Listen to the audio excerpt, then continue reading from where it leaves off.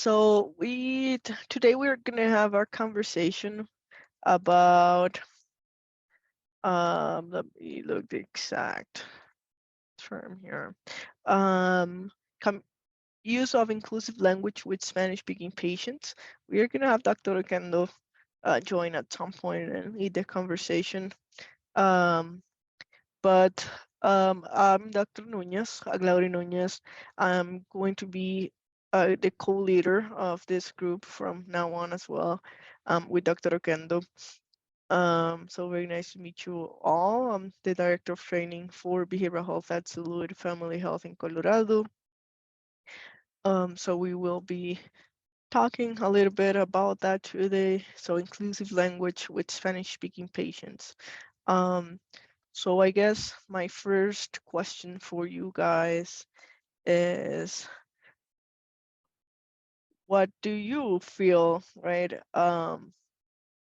is, or what do you understand by inclusive language, and why do you guys believe it's important to use it? Well, for me, inclusive language, something that I feel like we are doing, I'm also in Salud Family Health, but something that is really important during the intake is that we ask the people pronouns. So that's, for me, that's part of the inclusive language, right? Just to be aware if it's she, her, he, him, they, them. So yeah, that's one of the things. Yeah, definitely. As part of that, we ask for preferred pronouns. So that's the first step. And that's one of the ways in which we typically use, right, inclusive language by referring to people on their preferred pronouns. However, there are some, we are moving, right, to using some gender neutral pronouns, such as they, because it's kind of doesn't reveal, right, gender. It might be a little bit easier, as it represents everyone who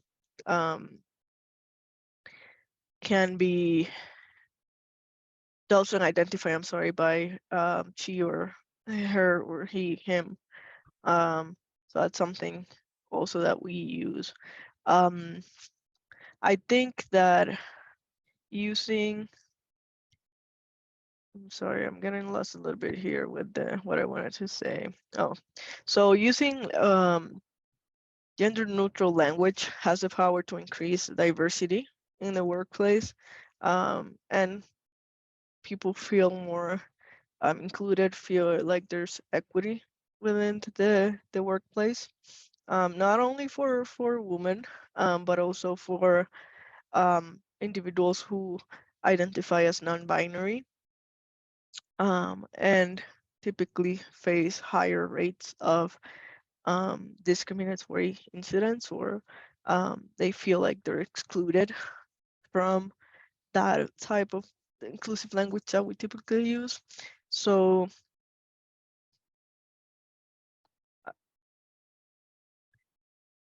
I would like to know, like, how do you guys, I mean, in Spanish, we have different, right? In English, I guess, the inclusive language that we're using, it's using the X, but in Spanish, we use les, right? Most of the time. So how are you guys using it, and what are you guys doing as part of your practice? I do have a question. Yeah. How would you, because sorry, there is some noise here. I'm sorry. Oh, let me see. Are we on the chat? I'm sorry, I didn't see we have a chat here. Perfect. I'm so sorry. No, it's a new noise in my home. Sorry that there. Okay, I apologize. I thought you said. No, it was it's here. Sorry, and you're gonna hear that. I'm old school, especially in Spanish. This English is my second language, of course. How do you use the pronouns in Spanish? Because I really haven't thought about that. using only English here, how do you use the pronouns to be neutral in Spanish, since we have ellos, ellas? That's a good question. A lot of people are moving towards ellas, right? The use of a E instead of I, A or O, which I know can be difficult, right? And I guess that's just an open conversation for that as well, recognizing that it's difficult and that we're all learning. I say even for me as part of a minority, from the LGBTQI community, it's still hard, right? To implement some of that inclusive language, and also make sure that we're being respectful, right? So I know one of the issues is, what if I offend someone, or what if I say the wrong thing, right? And I guess as long as we're learning and doing our best and express that we're going through that process and show respect, I think that would be good. Have you ever use that, like edges? No. No, I'm very old school, and it's not about that I don't respect, of course, our transgender community or the non-binary community. Is not that, but is I think that it's a hard conversation when you're talking about, and I'm just generalizing this from my point of view, when you're talking about adult community, Hispanic adult community that really never had to really think about inclusiveness in this way with the language, and how that could be also a little bit tricky for us to embrace and to not get offended, because it sounds like more like a new wave of speaking, and not really respecting the language that we have growing up with. But that, again, that's part of the way that I think the old school and the older community is seeing those changes in the language. We know that we talk about inclusiveness, and again, it's part of the changes that we need to do and try to really be respectful about the communities. But again, in terms of the language, it encounters a lot of resistance, because of the way that people might feel that we are just changing the language just for changing the language. I'm sorry, I heard a code here. So yeah, definitely, I have heard that argument before as well. That it's Spanish, and changing the language itself could bring some problems, or people don't like that or feel like that's not necessary. So definitely, I understand that. I guess that it all depends, right? If we're working specifically with Spanish-speaking patients, and I would say if their pronouns are ella, él, right? I think it would be totally fine to use that pronouns. You don't necessarily have to. I know a lot of people do use it all the time, but I also think it would depend on the circumstance, right? I guess the important thing about inclusive language is when you're talking to multiple people too, right? How do you make sure that you're using some neutral pronouns that could be inclusive to men, women, people who identify as non-binary, and people in general, right? So how do we do that when we're talking about a lot of different people, as a whole, or as a group, instead of individually, for sure. Yeah. And I wonder, it's curious too, because I feel like a lot of, in our Spanish language, we might not have a lot of people who identify as they, right? Because it's hard to say it, right? And might not be, right? So it's interesting that you bring that up. I think that English is much, English doesn't have all the, well, and this is not a conversation about language, because I know that this is not, yeah, the language is one of the foundations where we use to really communicate, but English is not as inflexible as Spanish it is, or the Roman languages, or the Latin languages, where we have very specific words for genders, meaning for the female and the male, which is traditional. English is more flexible because in English we have they that express they, ellos, or ellas, which is very easy for our communities to really pick up on that one and go with that one for when they don't want to feel identified as a female or male. Based on that, so it's been easier for the English to really pick up on those different things and trying to change it. Like, for example, we start using Latinx, which is it's our language. It's in English. We can put the X whatever you want to, and really looks really nice and sounds really nice. In Spanish, it's harder because, again, the structure of these languages, not only Spanish, we're talking about French and other languages like that, really are more grammatically structured that limits the way that we can really create those words. And then we end up creating words out of our own workflow to really make sure that we are trying to really address that inclusiveness and equity with our non-binary population. So that's, I feel, that's the biggest challenge that we have with languages like Spanish, when we have a very defined gender, specific genders for everything in the language. I agree. I feel like it's a little bit different, especially because of that. Spanish tends to be a little bit harder because we're very more specific. Yeah, but I guess that, see, basically, I'm kind of reading here a little bit more about that, and yeah, ella or with an X, which is really hard for me, to be honest, to say in Spanish. I don't even know, right? But I think, yeah, I think we go from what we also in terms of individual therapy, go with what the patient is, bringing to the table and what they prefer. But in terms of group, yeah, I think we're moving towards that. I think there's more openness from people, again, to say that they're non-binary, they don't identify as male, as a woman, or so I guess we're continuing to learn, and I know it's difficult for sure. But yes, I think that it would really, and I don't want to monopolize the conversation, but it would be really good to have some guidance especially for the work that I do with parents and kids. We work with Every Child Pediatrics, that is a pediatric practice in Denver.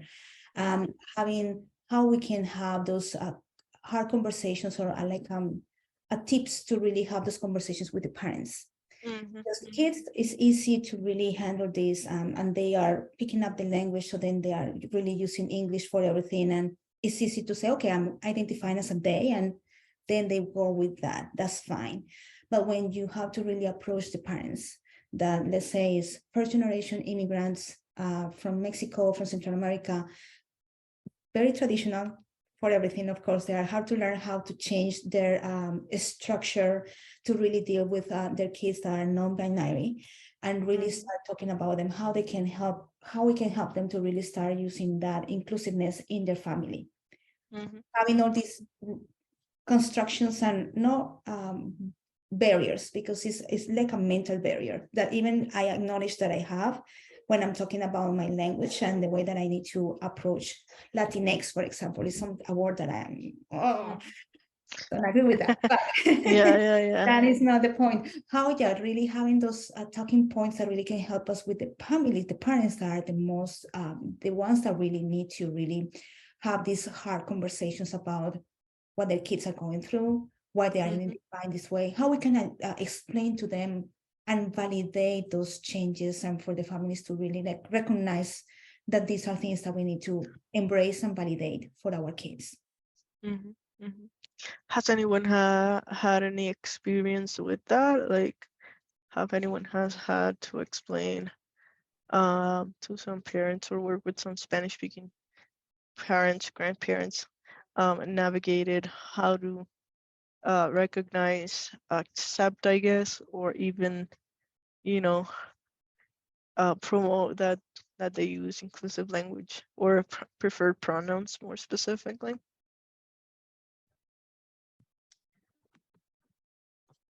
Hi, I'm a social worker in Cambridge Health Alliance, and I do work with child and adolescent and the Spanish community. I do agree with you, Heidi. Heidi, is that how you say your name? I don't want to mispronounce it. Okay, thank you. Heidi. Heidi. Okay, thank you. So I do work with the child and adolescent, and one of the bigger challenges is exactly what your points, Heidi, is the language, that it doesn't exist in the Spanish language. I speak Spanish very fluently in explaining this to people from, like you said, Central America and Mexico, who have different ways or that speak Spanish, but this there's no such language for such situations. So they raising kids in the US, and kids have a different culture almost, and a different language than their parents. And so bringing them together is almost it's like a puzzle. And how do you bring people who actually care about each other in to have commonality? What do they understand of each other? Even though parents are, I haven't encountered parents with a lot of resistance towards their child coming out or identifying as such. It is, again, it is that challenge of how do I speak to you now? Who are you? Why are you this way? So, or why do I have to refer to you in such way? It's hard for parents to come to that comment, but it just takes it, and I think it's an ongoing effort, I guess, in our part as clinicians, and just thinking about creative ways of bringing parents into the child's culture to start to start understanding what uh to come to a commonality. I get, again, I speak Spanish, and yes, I do struggle with communicating that to parents, because I can identify with the teens and the experience and what they're going through, some of the challenges they experience in schools and in communities. However, it is that bringing it to the parent, and translating that in a way that they can understand that it is it, it's a work of art to a degree. Going effort, that for sure. Mhm. Yeah, if that makes sense. Makes sense. Yeah. Yeah.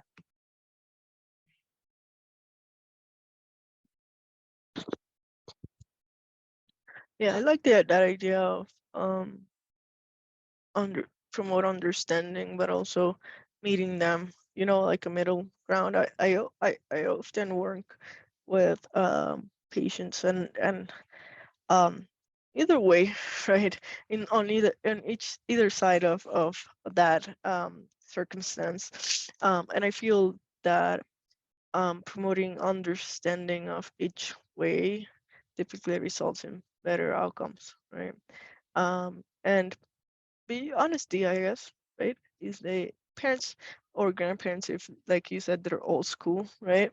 They might have some difficulties, even though they're trying, but also creating that opportunity and flexibility to actually be able to give that opportunity of working on it. Like you said, it's an ongoing thing that they're going to be working on it. And as long as I feel like as long as they're trying and the kid feels like they're trying and doing their best, even though they might make mistakes sometimes, so that might be um, good, that they're not just ignoring it and just saying whatever they want. So just because they don't want to, right? Yeah, exactly. Mhm. But recognizing it's going to be hard because it's a new for them and takes time to learn new things, new ways, right? Yes. Yeah.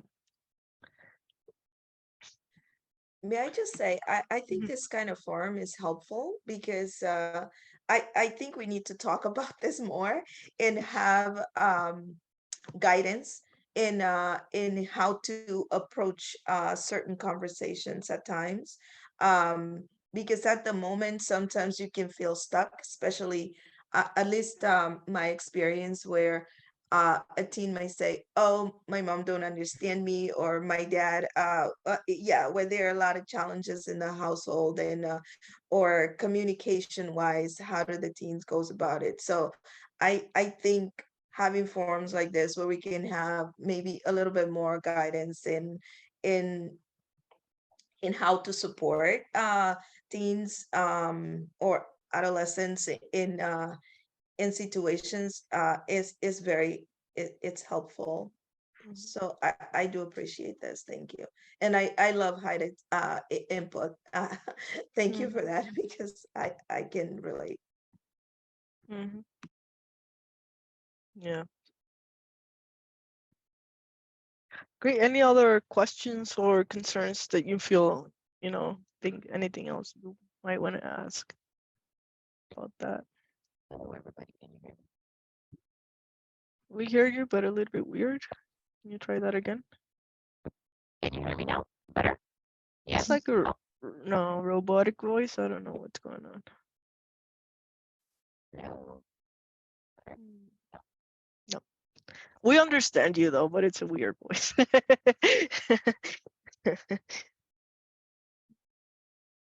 If it works now. Yeah, Does it works better. Yeah, Yeah. better? Great. So I just posted in the chat a very interesting document that I found from APA. And I think that helps a lot to identify ways to say things in Spanish that is inclusive. I don't know if you have seen this before. But sometimes I feel that this is not as discussed as I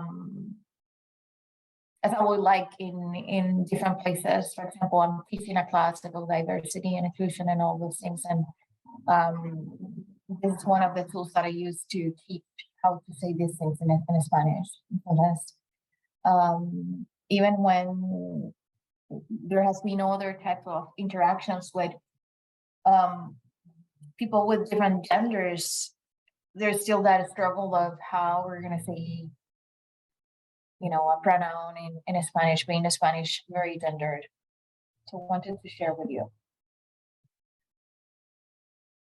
Gracias. Thank you. Looks very useful.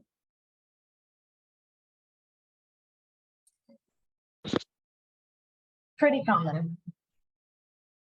Señor, señora, caballeros, damas, when you're talking, when you are, I don't know, in a conference, anywhere, right?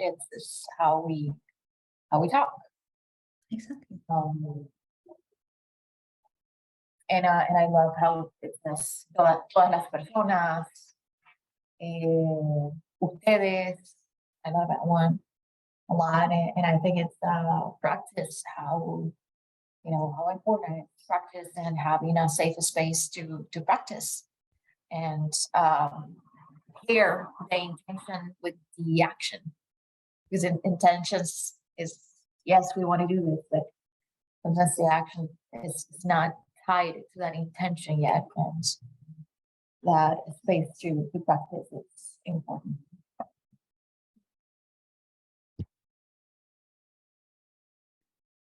Even with the registrations for all of our organizations, we know that we have the registrations, and it's really also important to start reevaluating if we haven't done it, is being more inclusive with our registrations and being able to really have a space for them to really assign, as they said in one of the pages that you share, Yaira, thank you so much. De identidad of género, expresión of género, de sexo asignado al nacer. So those pieces can also help our family, especially the parents, to really create like a really very concrete way of defining or putting the definitions for every single of these type of questions that we have to answer. So is also very useful to have them in our registration packets, because then it's becoming more like a norm and a community. I'm sorry, my English is not working today.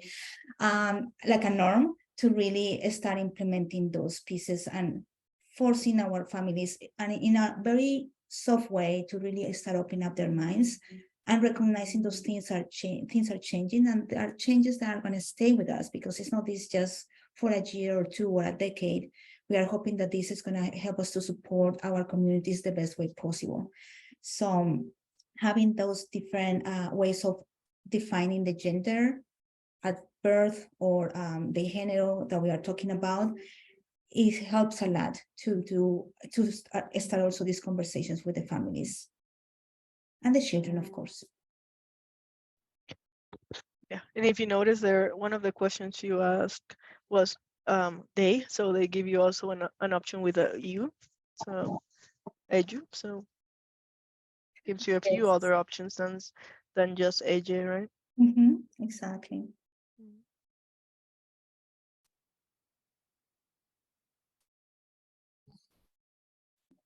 I think it's also inclusion efforts. It's at all levels, right?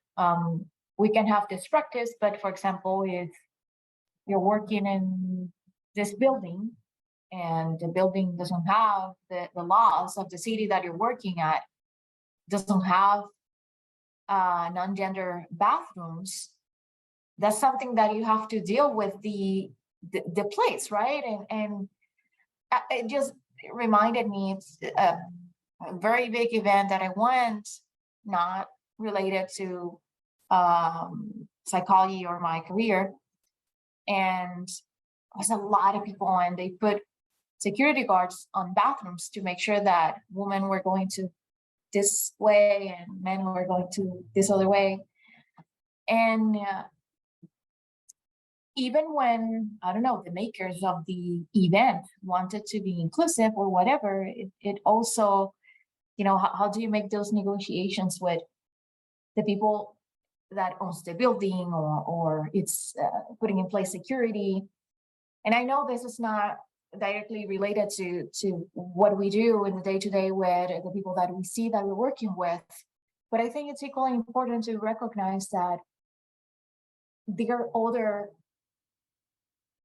challenges that the people that we work with continue to face. And at the, you know, if we think about laws, if we think about regulations, if we are thinking about buildings or where do people have to go. So even when we are using the correct language to talk about these things, there are other situations when gender is not being affirmed, and it's outside of the control at this point of anyone. Yeah, the institutionalization of everything is really moves really slow to really make those changes and to really be more mindful about it, because as you said, the activity was gender neutral or affirming gender, but then the security is going to really try to enforce something that is more traditional. So it's, as everybody's saying, it's a working process. And we're going to be encountering, especially, of course, our community, our transgender community, they are going to really encounter these challenges. And we are the ones that have to be always being outspoken and try to really support those changes to really start happening within the most structured and more rigid structures that we have in the community, that is the government, that is the entities that really move at a very slow pace to make those changes, to make it real for everybody. Also makes me think what's going on in Latin America. How these changes are being implemented or not. How much of the way that we are doing things in the United States to support inclusivity is very cultural to what is going on in the United States. And I think a lot about that, because to get to that point of inclusion, I think it's important to recognize that political movements in Latin America are very, very different. And they have other ways to get to the point that is not necessarily the way that United States have been doing things. And that is also a way to keep in mind how colonization plays a role, right? And at least my experience with people that I work with are constantly traveling to their country of origin and interacting with these two different cultures, these two different ways of perceiving gender, of working with inclusivity. And I think, if it's in how important it will be to bring those conversations about how things are done in their country of origin that is different, but that doesn't mean that there's no work being done, or that the path to get to inclusion is different. And because I'm also thinking about how inclusion, it's a broader topic with indigenous populations in Latin America and all of those other movements that it will be very, it will add other luchas embedded with anything that has to do with gender as well. I agree.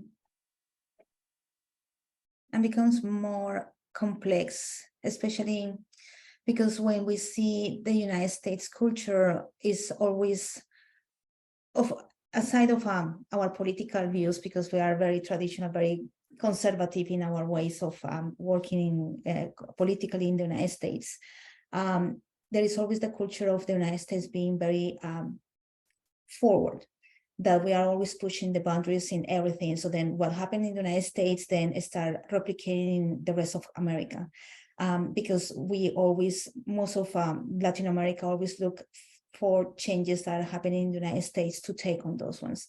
So for me, Latin America is behind in terms of the gender equality conversation. I feel like that when I talk to my families, when I go to my country and I start talking about those pieces, it still is a little foreigner for them, because they are still not grasping what we are doing here. And they are seeing those changes, and they have more of that visceral reaction, like, this is not even what we want to go there. And the government is more restrict. So the government is going to try to really push those activities that we are seeing here already down to the minimum, because it's part of the lack of freedom that we have in our countries. So yeah, it's interesting to see how these conversations are happening, and interesting to see how they are going to be able to really accomplish all the things that they need to accomplish to really become a neutral gender community, our other countries in Latin America. I agree with Yaira. I am curious as to what's happening in Latin America in regards to movements to inclusion, because yes, we do face so many challenges. I am from Honduras, and there are so many complexities when it comes to other things that may be prioritized over this. And so what is it that and what does inclusion means over there versus over here? I think it's important to note that. And in the influx of immigration that we have into the United States, in acculturating people here, and when they learn about this new freedoms and all of that, it's I think that's where we start seeing where people are awakening, and where we start teaching to a degree. So it's sort of like, where do we meet people? Yes, there's the curiosity of what's going on over there, but what happened when people arrive here and their eyes are open to literally a whole new world?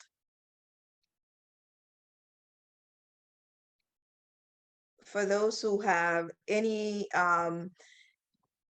find their identity here, it is welcoming and wonderful, but those who have a lot of resistance, I think there are a lot of challenges. And again, I go back to the clients that I see, but I work with families, is that when those parents are like, ¿qué es esto? Like it becomes a big deal, and you see the language and you see the expressions and everything. It can be a little bit tense, and it's not and I don't think it's intentional. It's just the newness of it. It's just the unfamiliarity with all of it, and also meeting a whole new person that you raised and you took care of, and you probably did and you didn't know, and now you know things about them that you never thought were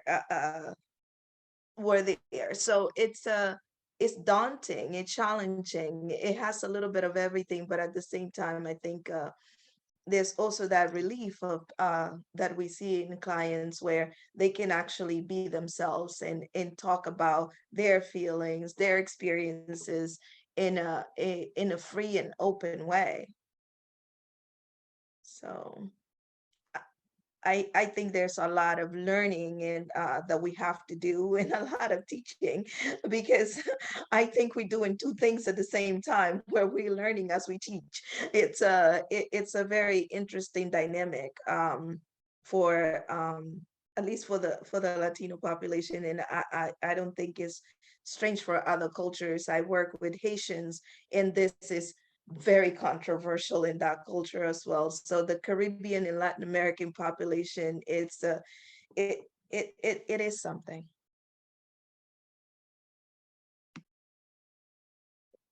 Is how do you call those, like this rupture, is this the gender equality and gender identity is like a big disruptor of our culture across the world currently. I think that one is one of the biggest ones, aside of anything else that is happening, economy, politics, all that. But I feel like that's one of those moments where everybody's having a hard time to accept and to make those changes, and to try to find the right place where we can fit and how we communicate.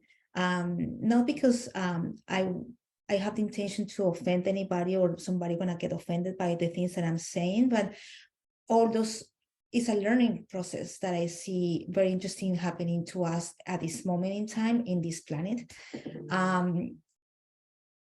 That I can see, so a part of me is excited to see what is going to happen in the future, and how we're going to be coming after the whole process of growing up and learning. But it's scary at this moment, because again, we have so many discrimination in many ways. Non-acceptance, all the trauma that we are causing to our kids, whether because they are not coming out in the moment that they need to, they don't have the voice, they don't have the support.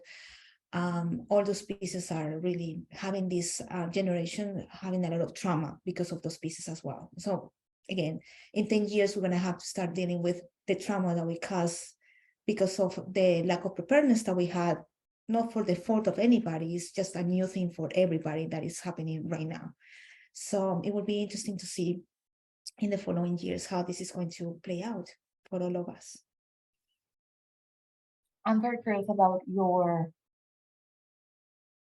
and maybe you already discussed this, where you're located, where you're working at, and the specific things that your clinics have been doing. I feel that at least in our system, there was gender affirming primary care services for patients dependent on the providers who had interest on working with that, which I think it's one of the issues as well, right? If not everybody is having training, and not everybody, have interest, and right now, many of those things are not required in the delivery of medical services in general, right? And in terms of the behavioral health practice, of course, asking about their pronouns, and but that's another thing. It's also negotiating at the organizational level how the electronic medical system needs to be changed or modified, and those changes takes forever sometimes. So ways to be, there has been the need of being very creative to be able to include templates or other things that will help capture the preferred name, pronouns, gender, and all those things. Well, I can tell you that with Richard Pediatrics, especially with our school-based health centers, because we have clinics in the schools for the kids, especially for the teenagers at the high school level. That's the conversation that we had in terms of we provide confidential services. We're talking about birth control, planning, family planning, how we can identify those kids in the system in the best way possible. First, that really respect their confidentiality, because many of them might not have been out to their parents. So then we are talking about a population that is still in the closet, but they really want to start expressing themselves with their preferred name or pronouns. So what has to happen in the system, in the EHR, as you say, in the electronic health records, to be able to capture that information. So when we talk about that kid, or we refer to him when he comes to the clinic, or she comes, or they come to the clinic, by their correct information, their name, if they change their name to another one, or their gender, or their pronoun, but how we can keep that information confidential enough so then when the parents needs to access medical records, that information is not disclosed to the parents, because they might not know what is the journey that the kid has had and where he's ready to really talk to them about their gender. So all these pieces are very like our daily struggles in the schools, because we need to acknowledge the kid, respect their choices, but how we can also respect and create the confidential boundary between what the parents can access and what they cannot access, and how we can communicate with them. And the biggest piece that I see, the biggest barrier that I see for our clinics, for every single clinic, I think, is the insurance process, the claims, because claims are going to be identified by, or they're going to get paid if we are saying that this kid is a male, because that's the sex at birth. But it turns out that he wants his gender to be female. And sometimes claims don't go with the information gets conflicted, and then we don't have revenue coming from the insurance because they don't pay. You make a mistake, the gender should be F or should be M.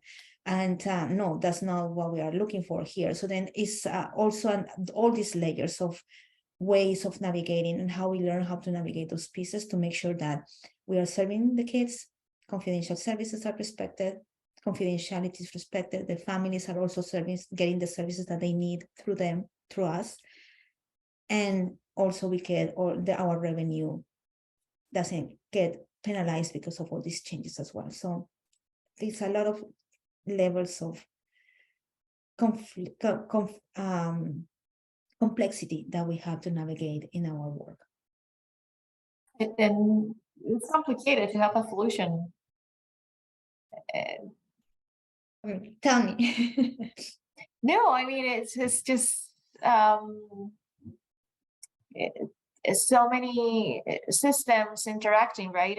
If I'm a parent, I'm the one in charge or responsible for the insurance and in contact with the insurance. And if something happens as a parent, I'm the one who will respond, right? So withholding information is tricky because we're talking about health in general.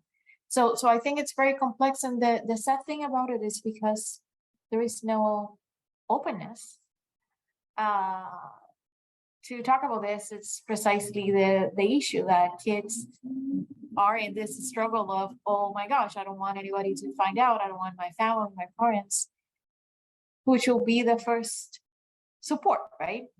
Or at least, so I think that the cure in my head, in my magical thinking, it's to work not even with those levels of, and again, don't judge me, it's magical thinking.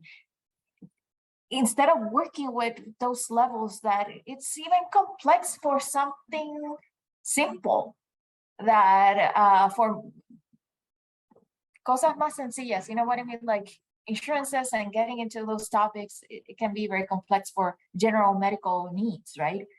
So openness, if we work in the openness and acceptance of the way that people identify themselves, in my head, in my ideal world, kids or people will be able to talk about who they are. I guess with less fear of what will happen, right? So, but yeah.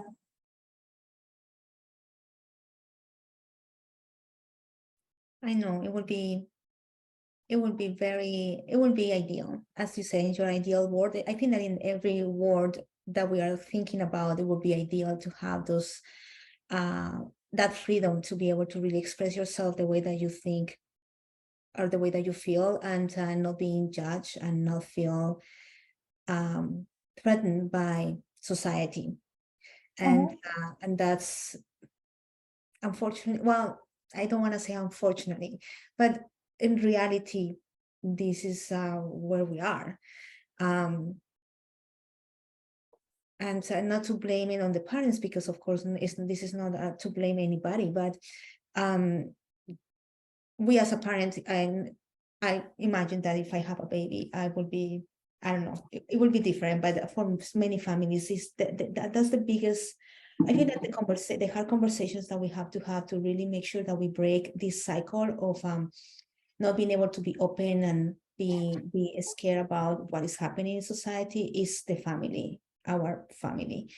If they are the ones that really are able to really embrace us and support us the way that we are, then the world, it doesn't matter what the world says, my family is supporting me. So the biggest and the hardest conversation, I think, that is the way that we can really tackle this kind of situations in our little world and impact circle that we can have is families, is our parents. They are the ones that I feel like we are the ones called to educate them and support them through these challenges, so then our kids are also supported by them. And feel more empowered, I guess. Well, thank you for saying that. Something. Yeah, I would agree with that. But I think in our places, or the role that we play is to to take our part and create worlds of safe spaces for people to who come to us in to be able to be themselves and to experience that freedom that they desire to have, and to have the confidentiality, respect, and care that they deserve. So I think our role, to say the least, is what we can do, where we can continue to educate and train ourselves to welcome them and to open up spaces for them where they can actually be themselves and have confidence. And if they move on to other spaces where they can carry on and have that little the small light that they can carry with them, because we know that it's challenging, but our part is to create spaces of safety, safe spaces for them, if that makes sense. Sorry.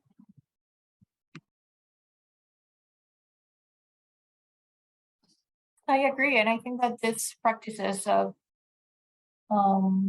changing the forms or the way that we do things support that notion of this is a safe space and promotes openness. That I think at the end it's contagious, right? It makes other people at other level think about how we're doing things and how we can continue supporting inclusive spaces.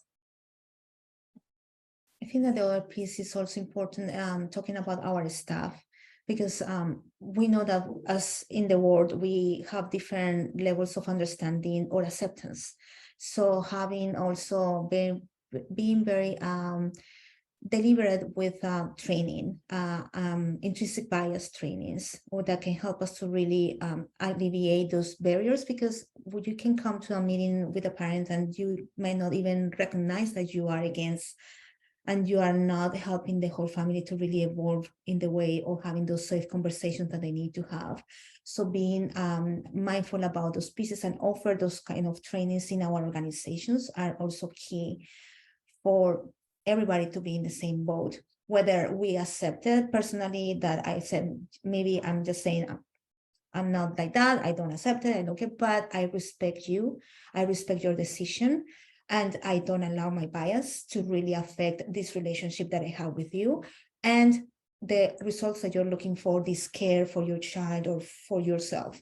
So that's another bigger piece of all these efforts, is help our staff to really be in the same boat with everybody else. Just want to be mindful of the time. It's just 2 minutes before the hour. I want to thank Aglaudi, first of all. She's our task force leader for the for this group. And I have been in this group for a little bit already. So I'm happy that Aglaudi has been joining and helping with this group. I want to make sure that you are aware that we are having a webinar next month, and Kimberly will be providing that webinar. We're going to talk about substance use in the Spanish Latina population, I think, is it? So that will be a very interesting discussion. And we're usually meeting the last Wednesday of every month. I think it's at noon. This time was a little bit different. It's 1 p.m. Mountain time, but it should be at noon. Next time will be at noon Mountain time. I think it's, I don't know where you're at, but make the needed calculations so you know your time zone and the time differences. We're here. Let us know what you would like to see in the webinars, community calls. It's hard, but the idea is to have webinars or community calls monthly.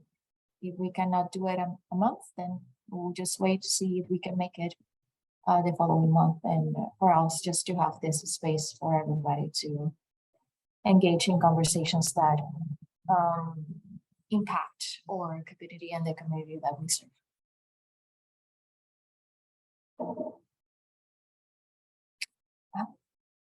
I have to go. Take care, everybody, and thank you for the thoughts and everything that you shared today. Thank you so much for making this. Thank you. Yeah. Appreciate it. Thank you.